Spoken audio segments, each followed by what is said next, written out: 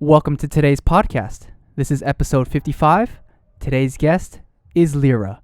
We talked about a lot of things such as ancient civilizations, spirituality, and the beginning of his music journey, and much more.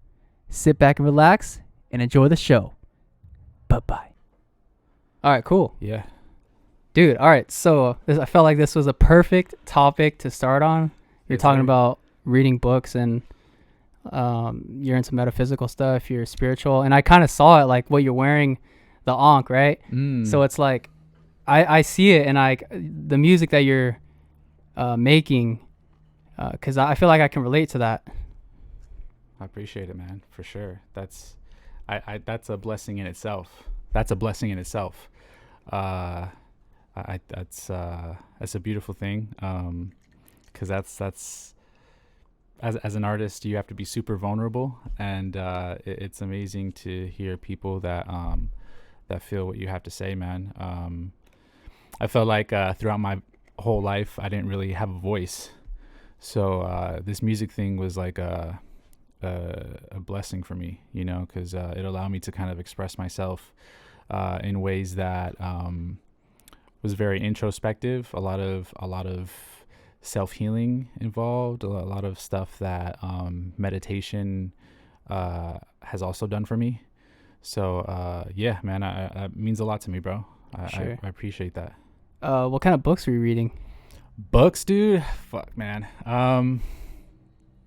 So I read anything from like ancient civilizations to a lot of self-development stuff that I got really into probably when I became spiritual, and you know, stuff on like the law of attraction. I don't know if you ever heard of like Abraham Hicks. No. She's a great one to kind of study off of. I'm pretty sure you've heard of The Secret. Yeah, The Secret. Yeah, I actually have it over there. So like the secret kind of gives like a good foundation of what the law of attraction is. I haven't read the book. I've seen the documentary.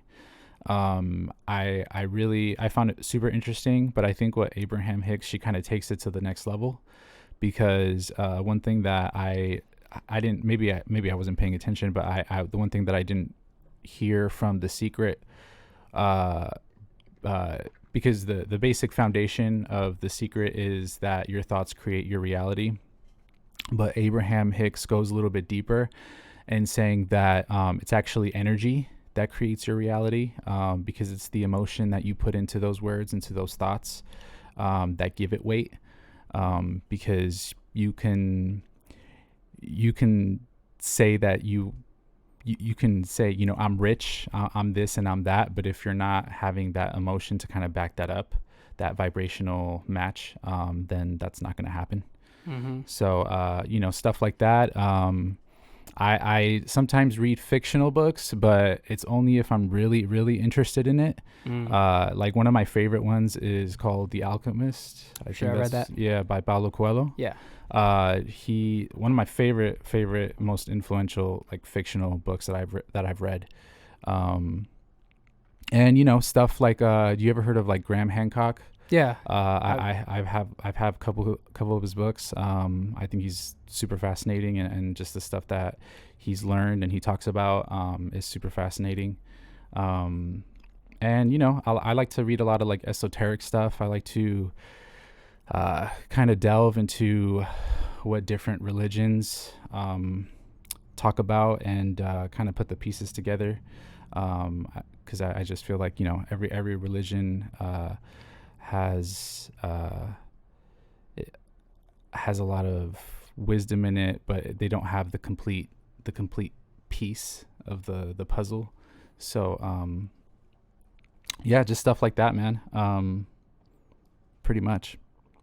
Dude, I think that first of all, like our history and our history of humanity is either being hidden from us or not being, our true stories not being told to us in order to like keep us down.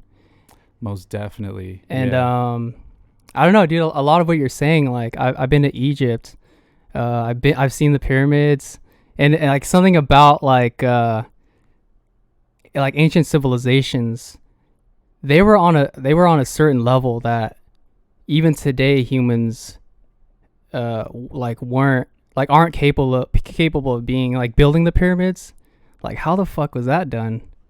Like, technology today, I don't think it would be even possible for them to do that today, which is like, it's mind-blowing. Yeah. I don't know if the ancient Egyptians necessarily built them, but I know for just based on evidence, I believe that there have been advanced civilizations prior to them. Just the story of like the Sphinx, for example.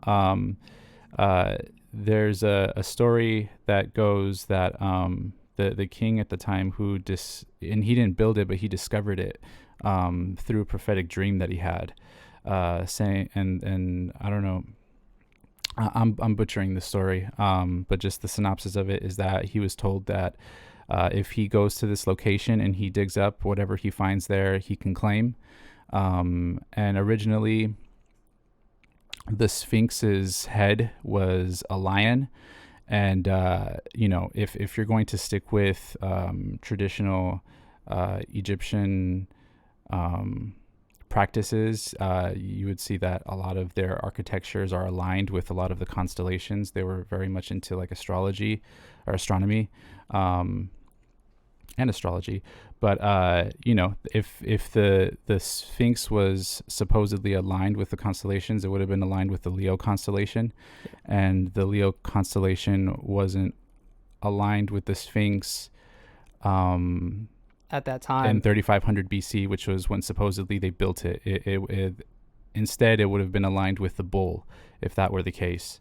But the Leo constellation was aligned with the Sphinx around 10,500, which was kind of pre-Ice Age period, which means that there would have been, it wouldn't have been desert in that time, and definitely the Egyptians wasn't around before then, so it had to have been another civilization that built it and left it there for other people to discover. For sure, bro. And even if you look at the scientific evidence, and I'm sure you know, but the water erosion theory by fucking Robert Schoch, right? Which there's scientific evidence to prove that it's been there for longer than 3,500 years. It's like what 11,600 years ago or something like that. Mm-hmm. And again, I think our history is not being told to us, and even the pyramids are aligned to Orion's belt, which like the saying, it's as above so below, and I think and as within so without. So I think there's something like really again, it's not, our history is not really being told to us. And for example, what we learn in school, it's like we're not really learning this stuff, bro. It's crazy. And I think we should, man, to like to push ourselves past like what we are today, bro. It's like, right, yeah. But as the saying goes, wisdom and knowledge is power. So if they kind of give that to us, they're we'll probably rise up from that, and we'll probably we a lot of people, if not everyone, for example, won't be afraid to die, because we all know that we're eternal. The soul lives on. I think that's really interesting, man. I feel like the information is out there for us to definitely receive. We just have to look for it at this point. But it is out there. It's not that hidden.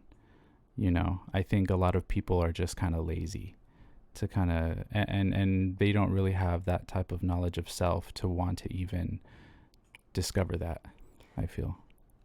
The information is definitely out there. I just think that people aren't, we're conditioned not to think for ourselves. Right. And we're conditioned to receive information and not really look for information, you could say. Right. Like just from the school system alone.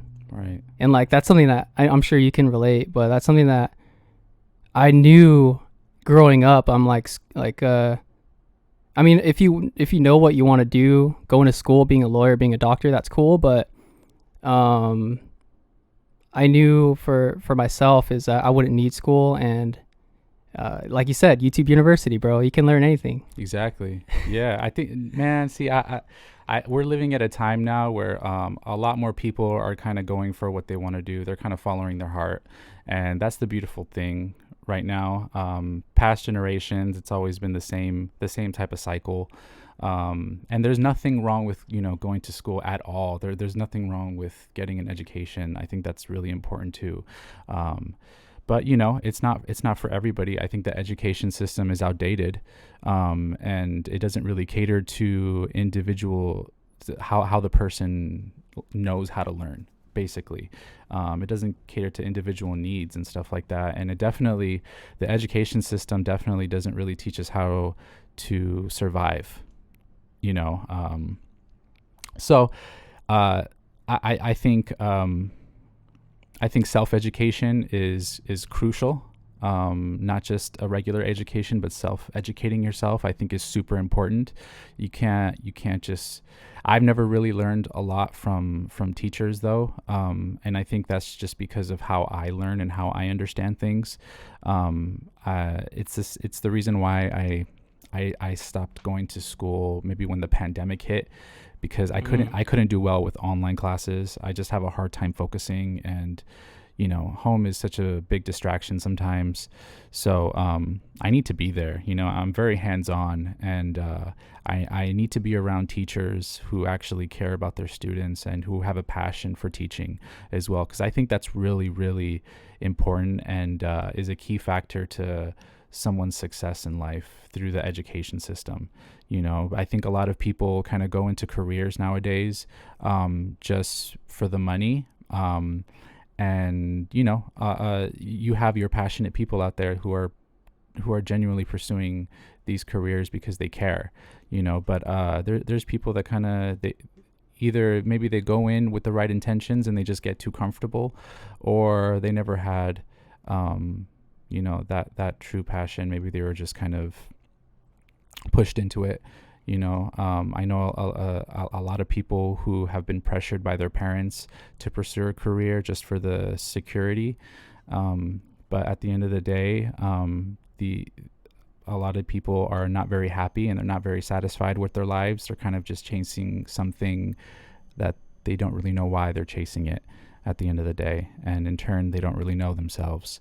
And to each his own. I think if you have to love what you do, no matter what it is. I give so much respect for anybody who has the courage to pursue what they want to do, and not really care about what other people think. Because you could work in a McDonald's, I always tell people this, but if you're passionate about it, it's going to show, and you're going to shine in that McDonald's, and you're going to climb up the ladder, and sooner or later, you'll probably own a McDonald's, and yeah, that's just the way it goes. So I think it's funny, man, because such a simple thing as working in a McDonald's, but you can really, the smallest thing can change someone's life, to be honest. Like, I remember working at a TJ Maxx, and I'm just going off on a tangent here, and this lady, I was like in the pet aisle or whatever, and this lady was just like right there looking at stuff, and all I ever did was just like ask her like how her day was, how she's doing, and she just completely like broke down and started thanking me, saying that no one's ever asked her that, she's been going through so much and all this other stuff, and that really opened my eyes, man. And I think if I don't think people realize the amount of power that they have, and how much they affect other people, even in a subconscious level, I feel.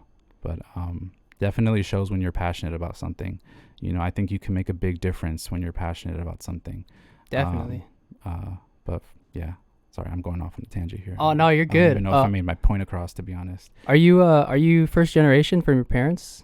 Yeah. Same. Yeah, man. My mom, they're both my parents are from Mexico. My dad came here as an immigrant. My mom came here legally, and she went through the school system. She went to like college and stuff like that. Well, I was gonna say, like same for me. And I feel like that first generation growing up, it was more like you said, going to get a job, going to school. It was a very linear path. Mm-hmm. And for us, we have the internet and we have information and technology available to us, so we're able to kind of follow our own path and our own journey. And I think that's cool, man. And like there's a huge explosion of people doing their own thing right now, and it's really cool. Yeah, it is, man. I mean, you're a great example of that. Yeah. You know, because I think what you do is amazing. I think it's fucking awesome. So I love to meet people who are kind of like-minded in that way, you know, because it's a beautiful thing for sure. Yeah, bro. Likewise, you know, hearing you talk about esoteric stuff, the ancient pyramids, ancient civilizations, it's like something that I grew up researching too. So it's dope to talk about it, bro. And like I feel like there's not many people to talk about that stuff with. Yeah, unless dude. you're like in the Illuminati, bro. Yeah. No, unless you're a Freemason. Bro, don't even get me started on that shit, bro. That's funny, dude, because I just watched a documentary on that. Yeah, man, you're right, dude. I remember, you know, I wasn't always interested in this. Just I kind of grew up ignorant, so you know, I didn't really like reading until I got to college, and I took a philosophy class, and that just like opened my eyes to like so much. And that's when I really started like reading books, like actively reading and stuff, and really getting into a lot of subjects that that really fascinated me. And I think music kind of pushed me to do that too, because I would look at certain artists and what they would talk about, their subject matter, and I just found it was just amazing to me that these people who a lot we look up to is talking about this, and they made it okay to talk about that, and they made it okay to self-educate yourself, and you know, to gain knowledge of self, and you know, yeah, man. My question is, how much of artists or like not how many, but imagine how many artists were told what to say in order to get paid for it, essentially selling their soul. I question that a lot.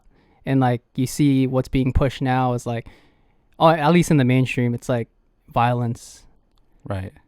Yeah, it's a lot of it is kind of put into place to kind of lower your energy, lower your vibration, and to kind of keep us that way. Everything's kind of designed for the ego, basically. It's very low vibrational stuff that we're kind of dealing with here. It's partly why I don't have a TV in my room. I refuse. I don't like watching TV. But I'm really I'm really into YouTube though. I'm really into like a lot of like this is like just online stuff. So I'm sure a lot of hundred thousands, millions of people are like that too nowadays. Yeah. But you know, yeah, man. And you know, even going back to like what we were saying about not really finding people, when I first became spiritual and stuff, I had nobody to talk to about that. And so to be able to like sit here and discuss topics like this with people like my age and stuff like that, it's such a crazy thing now, you know, because I'm seeing a lot more people that are more open to that, and that are, you know, a lot more younger people that are into that stuff. And I did not see that when I was like 21, 20. It was like all mostly like older people, like they could be like your grandparents or something, that are like, because I remember taking like Reiki classes, and just everybody was they could be like my parents. Yeah. And it was so crazy to me. I was like, dude, where's like the young people here? Like, where is everybody at? Yeah, so. It was me listening to fucking Joe Rogan and Graham Hancock and all them, bro. It was like, again, like kind of relating to what you were saying about not having a TV, I would kind of refuse to listen to music. So I would just listen to podcasts, bro. And just to like sort of educate myself, and like just trying to learn something. That's dope. And yeah, it just went down a rabbit hole pretty much of just self-help, self-development, going down the rabbit hole of ancient civilizations, and I'm still trying to do that. It's never over, dude. Even like self-development, it's never over, man. Yeah. There's always the next level. There's always stuff that you can be doing better, stuff that you can be improving on. Yeah, man, there's plenty of levels to go for sure when it comes to self-development, and everybody kind of moves at their own pace. What was the one thing that maybe you like struggled with that self-development books kind of helped you with? Oh, that's a really good question. I felt like at a certain point, I mean, it has to do with a lot of pain and a lot of hard times. And for me, growing up, seeing my parents fight a lot, seeing being a kid in that position, I didn't want to be there. So what I did was ask myself, how can I not be there? So I looked up to very successful people like Tony Robbins, Casey Neistat, who else? Just people that are in like Andy Frisella, fucking Gary Vee, all those people. You know, they're at where they're at because of their habits and their traits. So I'm like, yo, like, Arnold Schwarzenegger too. Mm-hmm. They're at where they're at because of their traits and their habits. So I kind of took any of the traits from them and I applied it to myself. And it's like something that I do to this day is try and, what was the question again? I fucking went on a tangent. What was the one thing you struggled with? That books or teachers or speakers helped you with? Yeah, it's just being a sponge and soaking up information. Yeah. And just looking up to people that are successful and trying to apply those traits to myself. For sure. Yeah. What about you?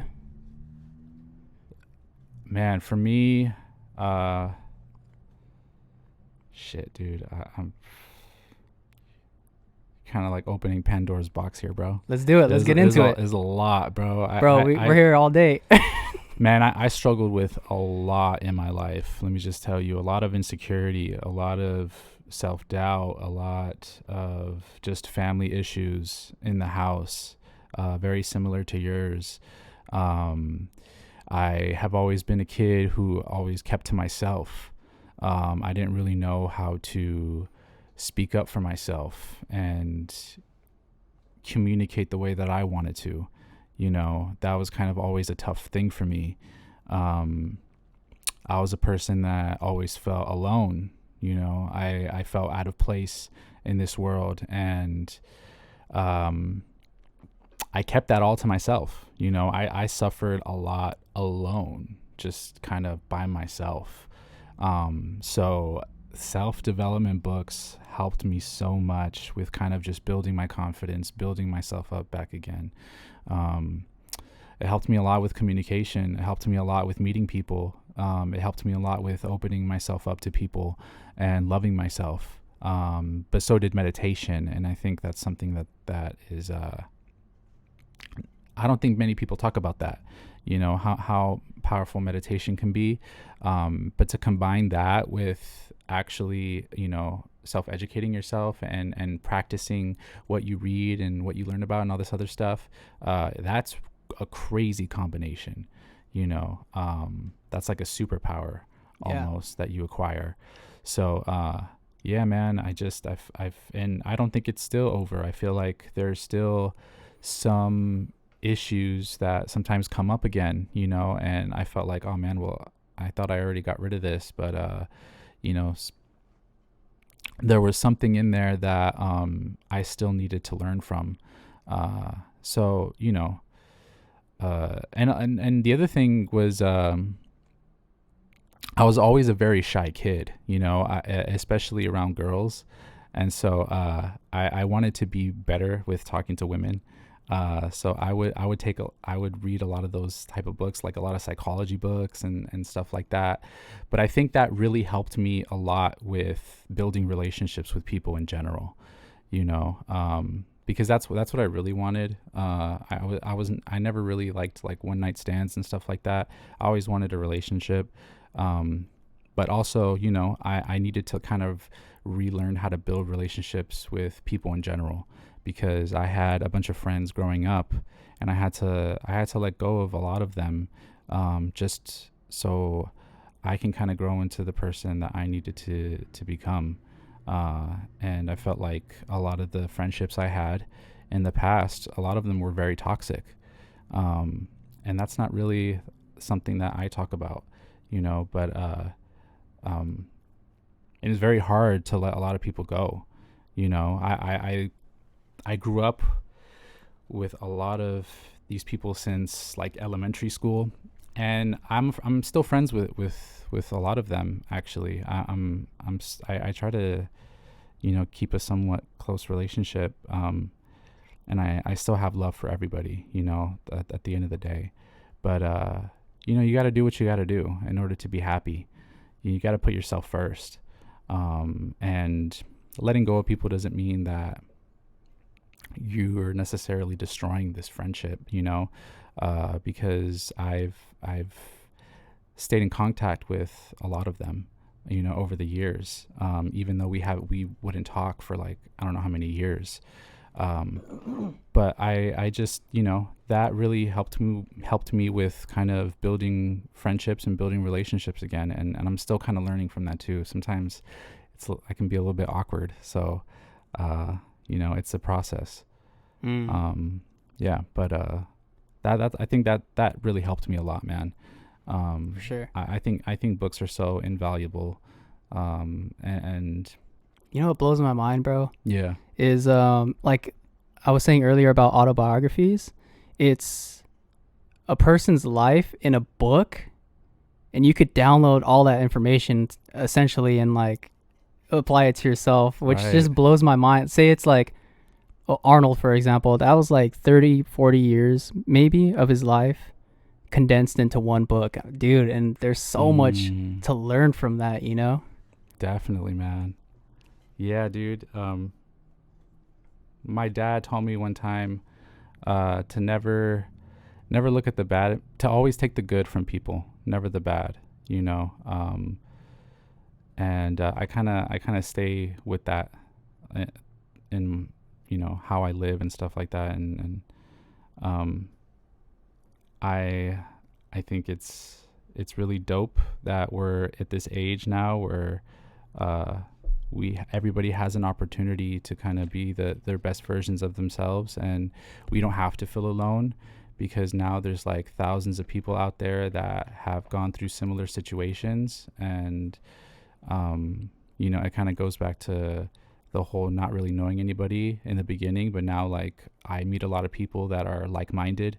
I think that's really dope, because now I meet people and they kind of went through the same thing I did, only they actually knew people that were there to kind of guide them and stuff like that. And me, I was kind of all on my own.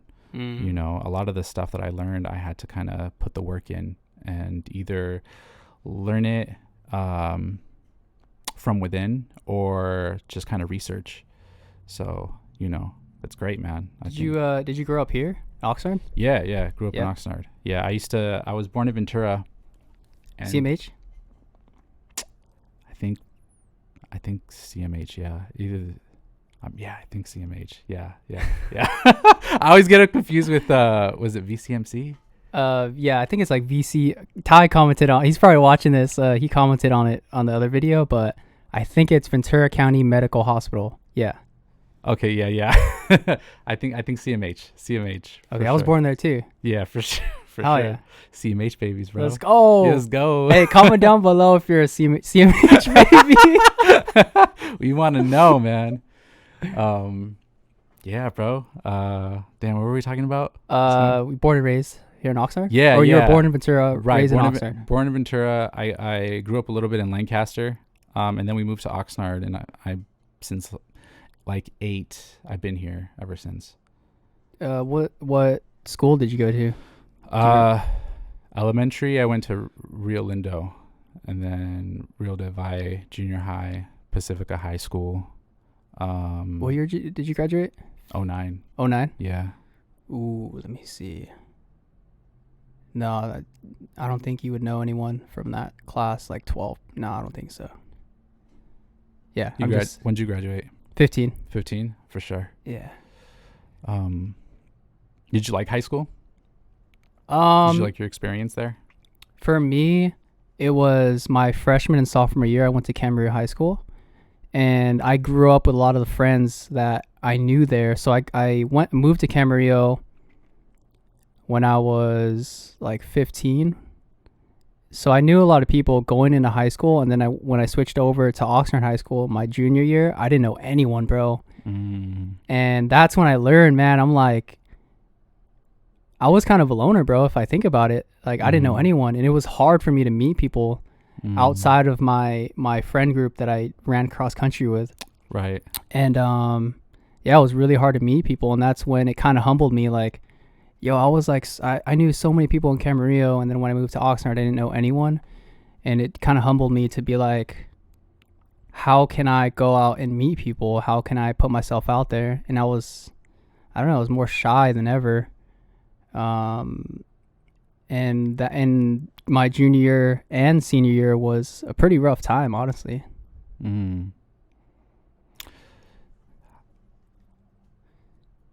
Yeah, junior high and elementary, I did not like. High school, I liked a little bit more.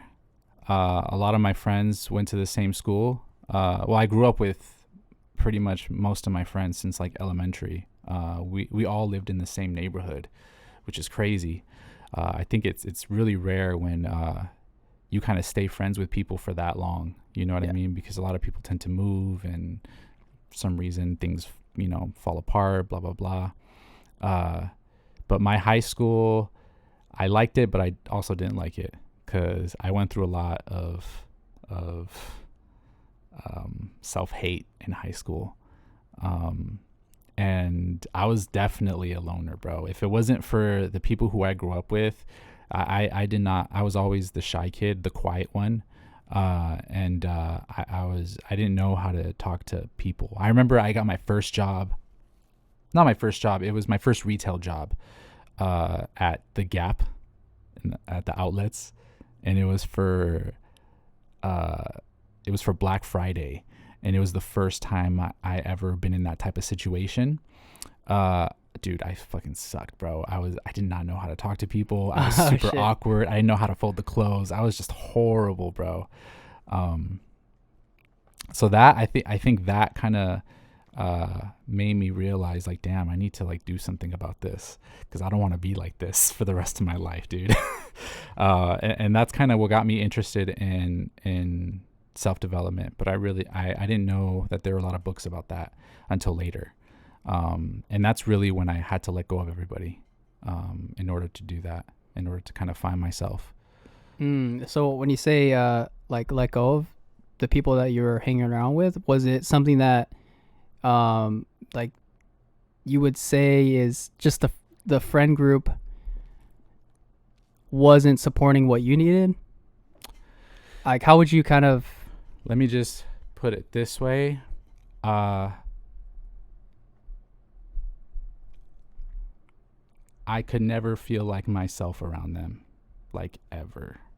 And it's part of the reason why I kind of stayed quiet too. But I think that was just kind of a reinforcement from past trauma, to stay quiet. But like, I feel like, I just feel like everything, it was very toxic, the environment. And I feel like a lot of these friendships were not serving me anymore.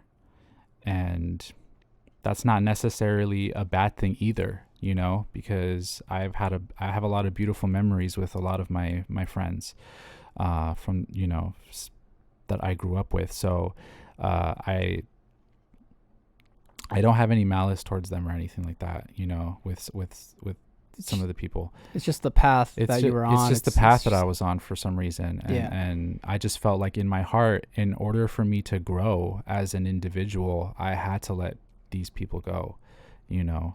And that was really hard, man, because these people I lived around. So it's like the best thing I can compare it to, it's kind of like having a relationship with the girl who's your next door neighbor, and then you guys break up, and then you got to see this person like almost every day when you walk out your house. It's really tough, man. So if you can imagine, it's like having multiple it's like having multiple relationships around your neighborhood, and you can't, it's like you see them every day. Yeah, you know what I mean? So yeah, it's like it was really tough, man. Really, really tough. And none of my friends understood why I left. None of them. I don't think some of them understand to this day. Maybe if they see this podcast, but like I that's not something that I really talked about with them. And you know, I don't really find a need to talk about that with them unless, you know, it ever gets brung up in conversation if we ever see each other again. But you know,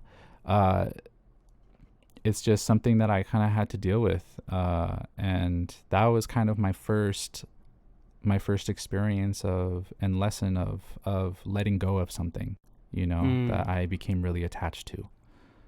So yeah. Okay. And I don't know, like, just to add on to what you're saying, it's the people that you surround yourself with is who you become. And I guess it was just a different path that you were on to kind of be your own self and not be with a certain crowd of people. Yeah, man. And not to, like, you know, like you said, like, no malice towards them. It's just you were on a different path. Right. Yeah, most definitely. And yeah, man. Sometimes I think about them, and I'm glad that they're happy in their lives. I'm glad that they're kind of they're doing their thing. You know, they're living their life as they should. But yeah, man. It's life. You know, sometimes you gotta let go of people in order to you know, to be happy and stuff.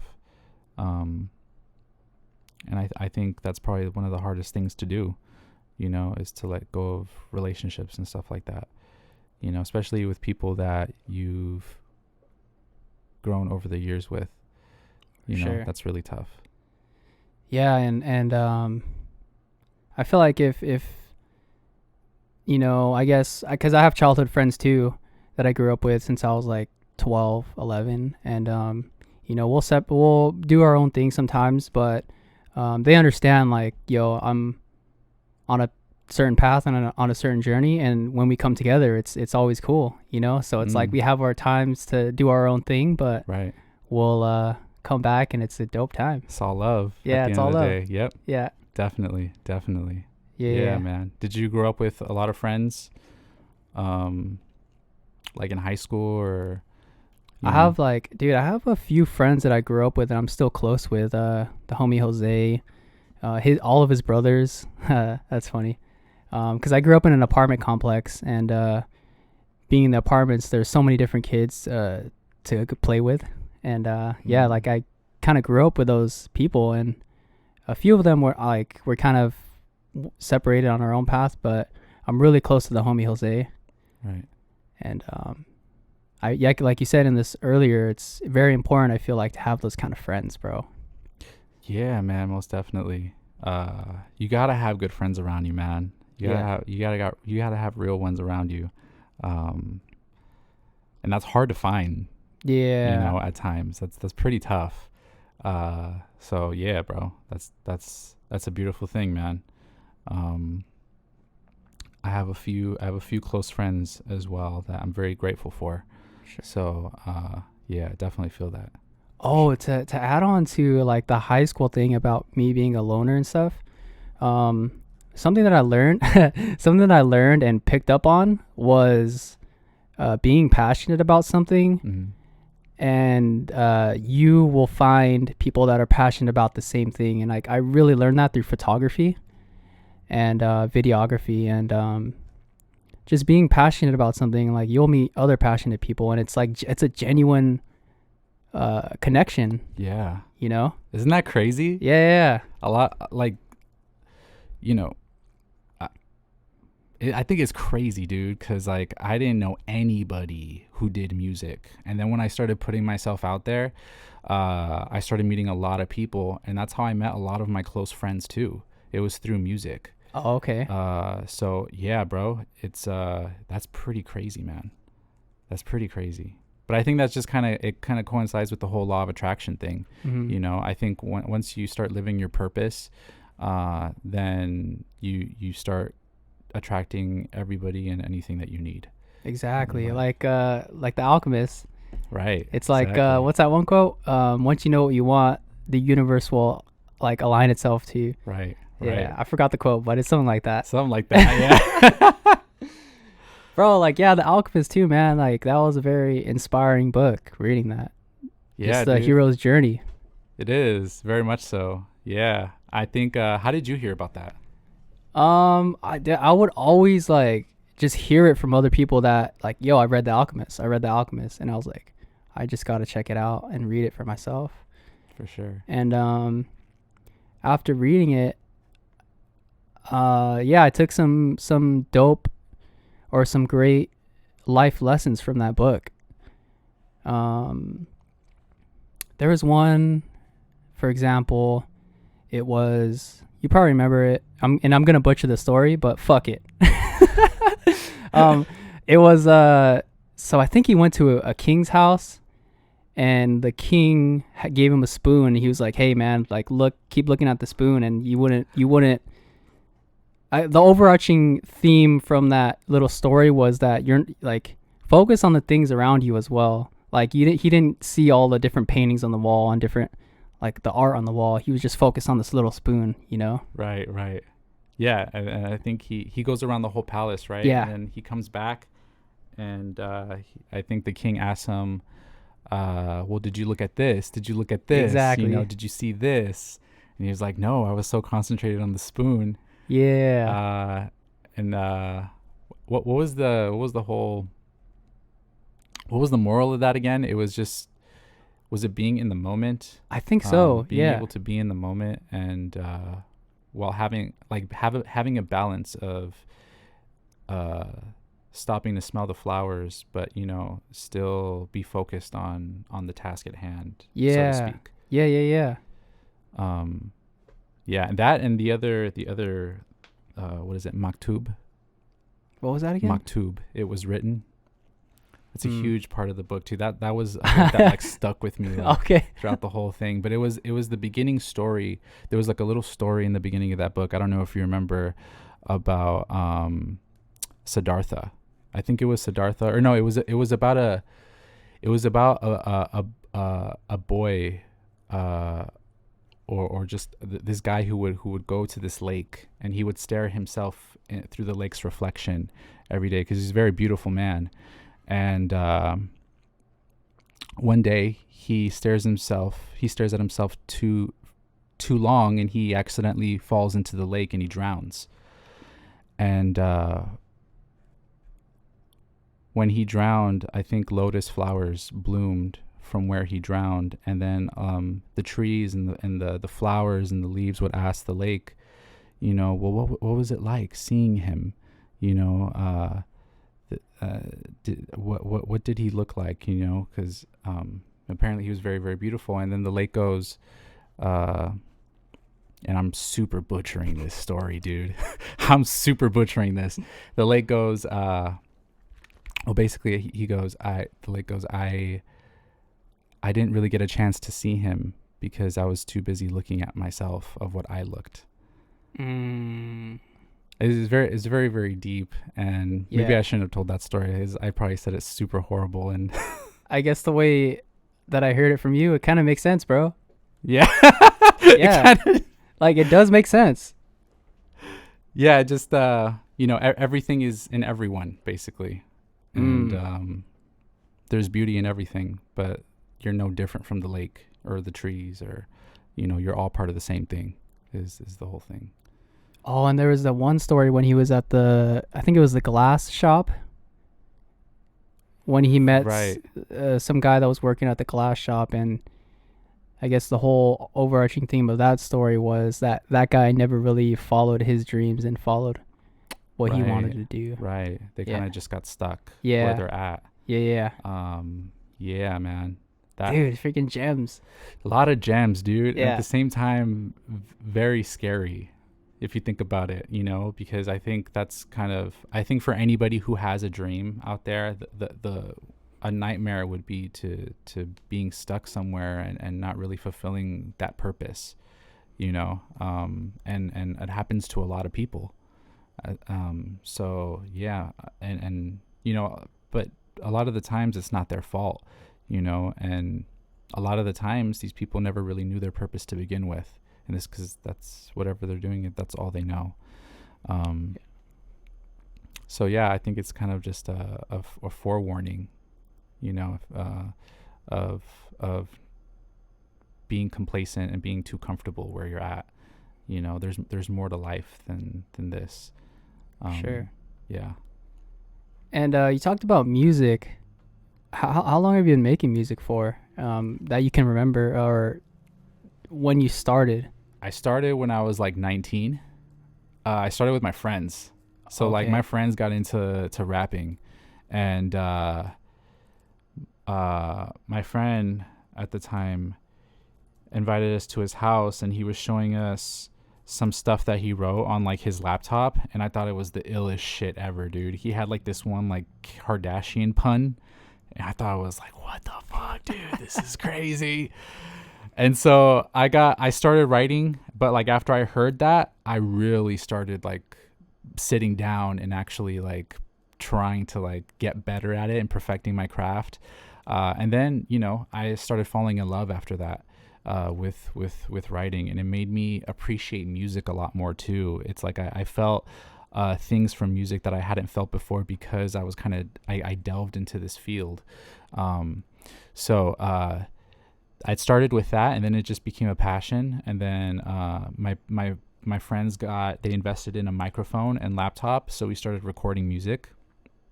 There's a couple tracks out there on YouTube that you probably will never find. It's out there. But it's out there, dude. It's out there in the underground tube.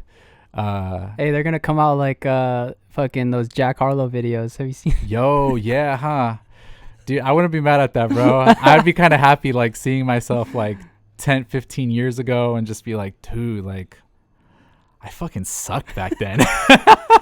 It was so whack, dude. But like, yeah, bro, it is pretty cool, man. And then when I let them go, I wasn't writing as frequent because I didn't have no place to record, and it just kind of felt like, oh man, like kind of what's the point now? When I kind of reached my mid-20s, it was kind of like, should I let this go? Because every now and then, you know, I would go back to writing, and the one thing that I really noticed about myself was that I was really able to excel at it very quickly. But, you know, I think that's also because I would do it every day. But it was something that was felt very easy for me.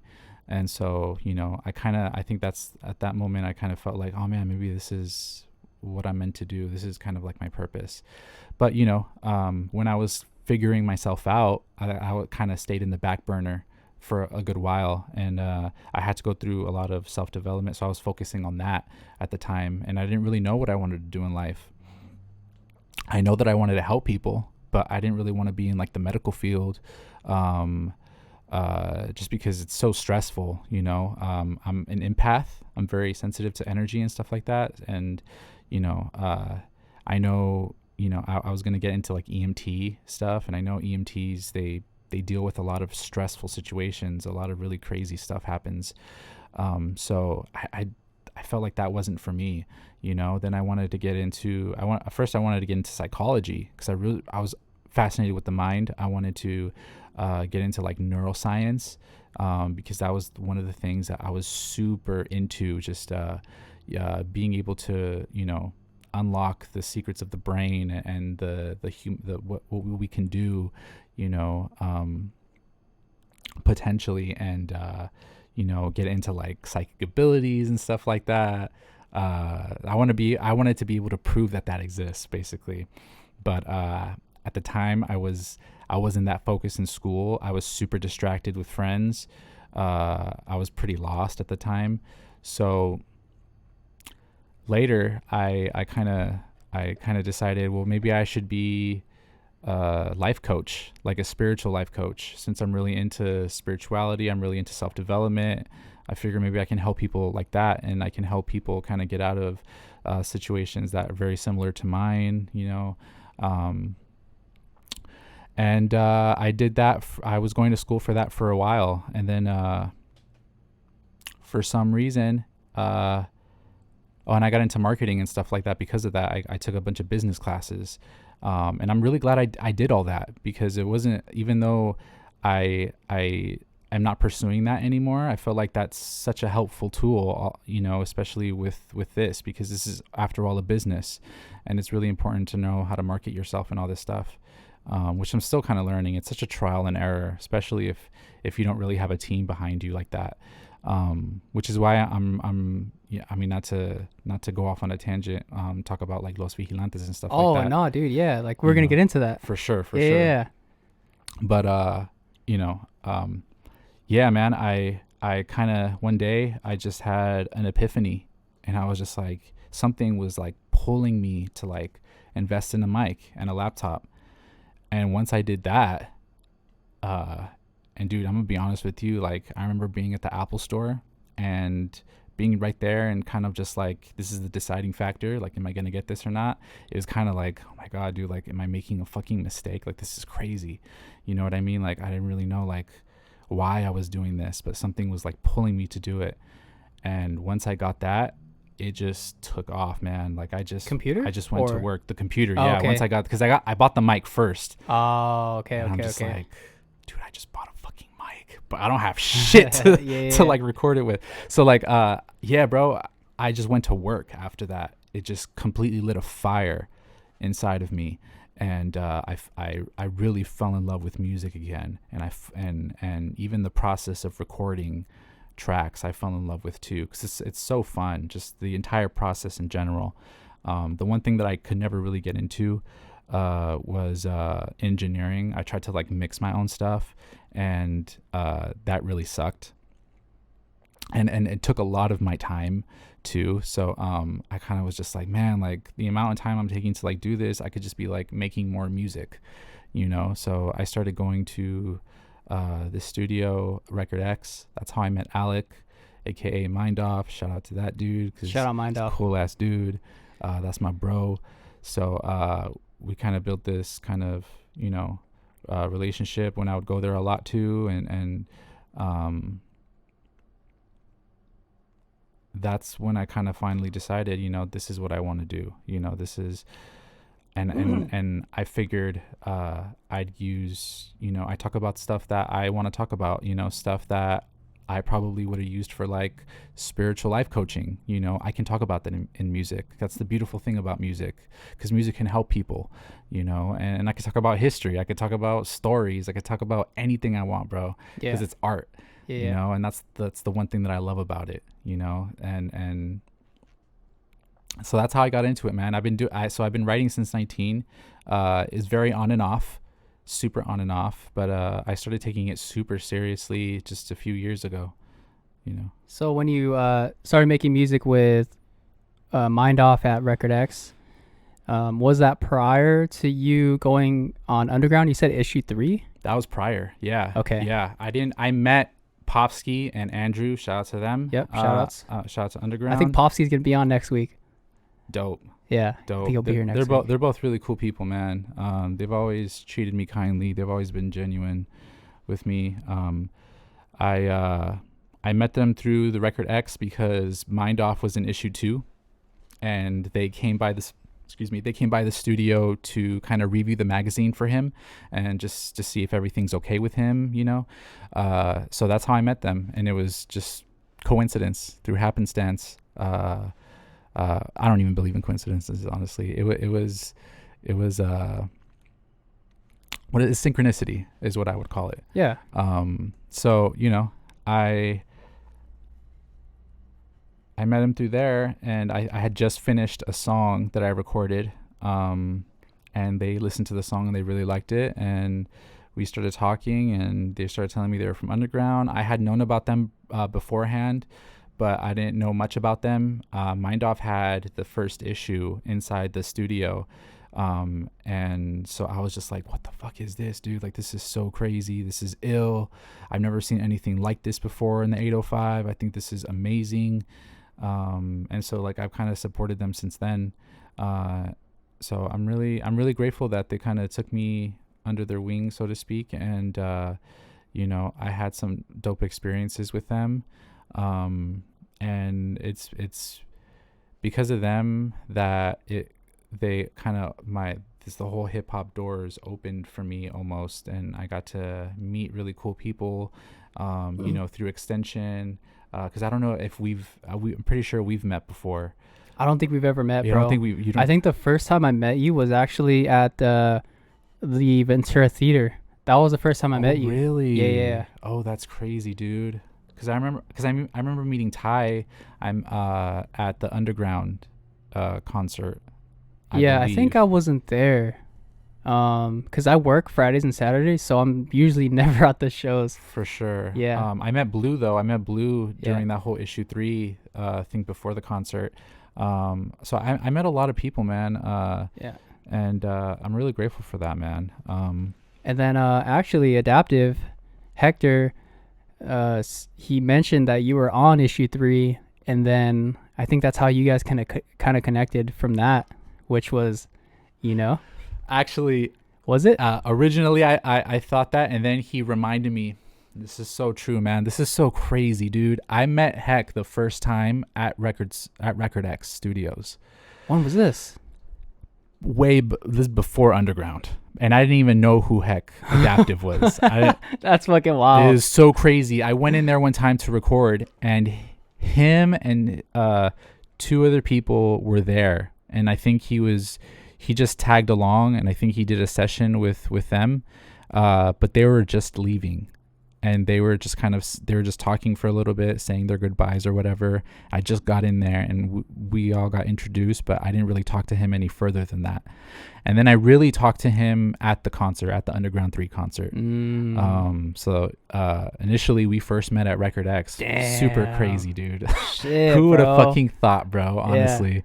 You know, but I remember when he was at the issue 3 concert, super dope, dude. He seemed, you know, very genuine from the get-go. So, you know, I've always liked him. You know, he's always been a good person since, you know, the beginning. So I'm really grateful that we actually got to connect and essentially make an album together. You know, this album that's coming out that we'll probably talk about later. It's super special. Actually, we could get into it, bro. So, Dude. Okay. I think the story goes is that Miggy and Adaptive were in the studio. I think it was at his place, right? Miggy's place. Right. And then I think they had hit you up to come through, and I think that's when you made Every Now and Then, right? Yeah. So is that how the story? So him and Miggy got together way before I met Miggy, and from there they did a track together which I got on, but like later on for the album. But they kind of already started on the Los Vigilantes project before I got into it. So, and then I met Miggy one day. He hit me up, and I'm gonna just clear the air right here because I saw the Miggy interview, and he mentioned that he was like, come through or whatever. That was like the first things he said. Yeah. That is not the first thing that man said. What did he say? The first thing he said to me, DM on Instagram, was, "Hey, where you stay?" Hey, where you stay? Hey, what's his alter ego, bro? Is it fuck, he has another Instagram. He was probably leaning into that at that time. I don't know. I just know him as the real Miggy. Like, I think he has like a separate Instagram account where it's like this this black dude and like, oh yeah. what's his name? I don't know, dude. Didn't he just make that, or has he always had that? I don't know. I think he just made it. That's funny. But he's probably like leaning into that. I don't know. Oh, you know why? Because shit, I don't even know if I should get into this because I don't know if he wants me to like reveal it. Nah. There's a story behind that, but Oh, I'm not okay. gonna get into it. Okay. But yeah, I he DM'd me, and at first, like I was like, what? Well, like, who is this guy? Like, why is he asking me where I stay at? Like, it was just so. It was very odd because, you know, it wasn't like he said like, hey, like, what's up? Like, my name's Miguel or Miggy, whatever. Like, you know, no, it was just like where you stay at. But no, but like eventually we did get together. We got together. I think he hit me up on Sunday or something, but I was working that day. I couldn't make it that day, but we ended up rescheduling like later that week. I think it was like on a Wednesday or Thursday or something. And the first track, when I got to his pad, the first track we did was this song called Lawanda. I don't know if you've heard it. It was briefly on Apple and Spotify, and he took it down along with a couple other tracks because he wanted to kind of start fresh, mainly for like the Vigilantes album and stuff. But we did that, and then he was like talking about Heck, and I was just like, yeah, like we met before, blah blah blah. I knew he rapped from the underground concert, because he was like spitting some crazy shit on stage, bro. And I was just like, God damn, like I didn't know this dude rapped. And he, you know, it's crazy, bro. And he was just like, I was thinking of having him come through and maybe putting a verse for the Lawanda song. And I'm just like, fuck yeah, dude, you know. And I think he came, I don't know if he came that day or another day. No, I think I wrote the song, I wrote the verse and recorded it the first day we met, but then the next time we came, Heck was there, and then he recorded his verse. He sent the song to him, and he literally wrote a verse like a day or two later. And then he came by, we all met again, and then that was the first song we ever did together. And then from there, it was just, you know, we started talking about Los Vigilantes and stuff like that. Now, from what I understand, I think the name came from Miggy, and I think it came from, I forgot what movie he mentioned, but it came from a movie. He said, or he got the idea from a movie. Is really dope, man. Super dope. I absolutely love the name, and this album, dude. Let me just tell you, bro, it's super special, man. I'm super excited to like Connor, bro, Miggy, dude, bro, what the fuck, bro. It's a Connor and Miggy, bro. Shout out to both of them, man. I love them a lot, bro. They're so fucking talented, bro. They're so, but together, but you guys, everyone, like Connor and Miggy on the beats, and you and fucking Hector fucking writing, bro. That's yeah, it's crazy, yeah, dude. Crazy. It's amazing how everything just like came together. Yeah, really. yeah. And it came together so organically, you know. It just happened. The stars aligned, and here we are, promoting a fucking album. Let's go. How were the sessions, bro? Because like I know you work and you probably get off around 4 or 5. Is that? It depends on the day, but I usually work till like 6. Okay. Most of the time. But you know, sometimes I'll have like the morning off, and I'll go in the afternoon. So the sessions all seem to work out, though. We never really had a conflict of schedule for the most part. Sure. You know, it was super fun creating this project. You know, I get another shout out to Miggy, because he has put a lot into this as well, as far as, you know, just the marketing aspect, and, you know, putting together a lot of the stuff, artwork. Yeah. So I you know, thank you, Miggy. You know, thank you for doing that. And man, they're just, Connor and Miggy are just great producers, bro. Yeah, bro. It's crazy, man. It's and Heck is so fucking talented, dude. That dude, shit, bro. Like there, oh my god, there's this song that it's just him on it, and I have like a little space here and there where I just like say some shit. I think I listened to that one. Dude, he goes so fucking hard. It's one of my favorite songs from the album. Was that the one where kind of, not to reveal it, but you talk about being a flower or something like that? Was that? It was like towards the end. Oh, or that might be a different one. Was shit, I don't want to. It's not that one for sure. Okay, I thought it was that one. But I think I know what you're talking about, and I really love that one too, bro. That was probably my favorite one that I've heard so far.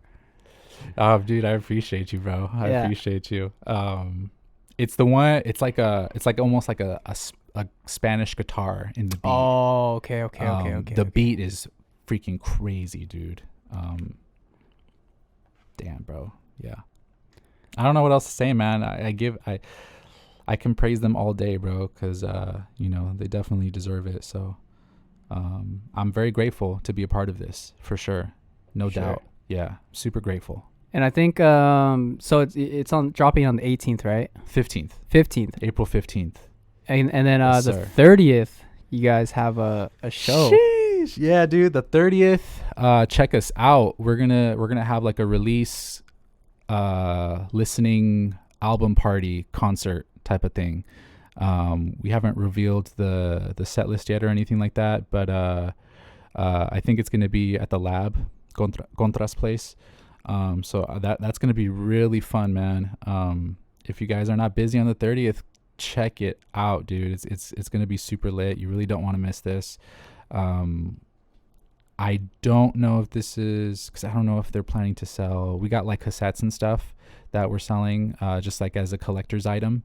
So I don't know if we're gonna have that at the listening party, but I know we're selling them now. So if you guys are super interested in this, which I take advantage, Yeah. because first of all, because the whole point is not to it's to collect it. It's a collector's item. Who the hell plays cassettes anymore?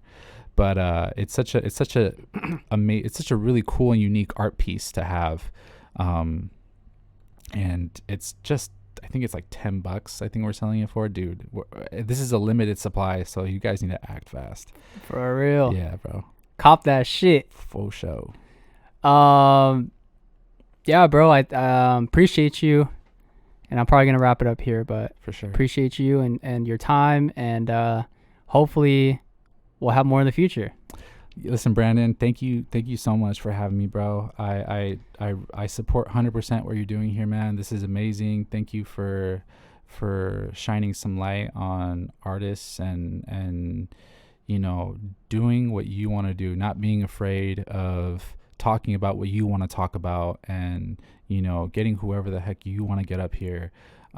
Keep doing that, man, and you're always gonna have my support. I got your back, bro.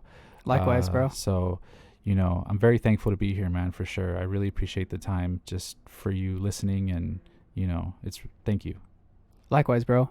For people that want to follow you or any projects Yes, that you got sir. going on, where can people follow you? Yes, sir. You can follow me on Instagram at @LIRA_1. And that's where I post all content. I have links to all my music there. You can check my music on Spotify, on Apple, on YouTube. My newest album or project called Overthinking It is already out. Go check that shit out. And yeah, bro, I'm super blessed to be here. Very, very grateful for everything. And yeah, man, Los Vigilantes out April 15th. Gang, gang. Gang, gang. All right, peace, y'all. Peace, peace.